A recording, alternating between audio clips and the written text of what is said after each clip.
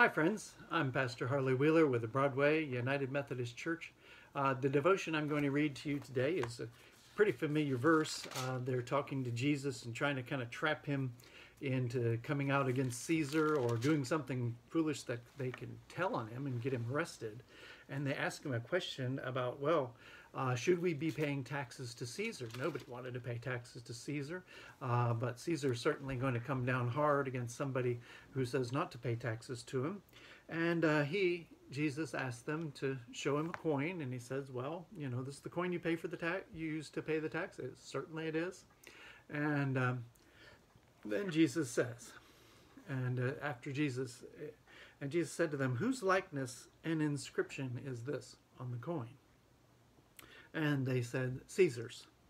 Then he said to them, therefore render to Caesar the things that are Caesar's, and to God the things that are God's.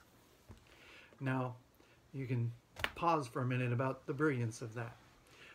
First off, they've got Caesar's money, may as well give it back to him. What do God's people need with the things of the world? Very little. We will get by. He will provide for us. He will provide for us money. I brought some today, And, but again, we think, this is some of our U.S. currency. It's got Mr. Jackson on there, on the $20 bill. And, but, you could say, well, I guess it doesn't belong to Mr. Andrew Jackson, but it is pretty much something the government has provided and has its hands all in. Yeah, I should pay my taxes. But what image do I carry?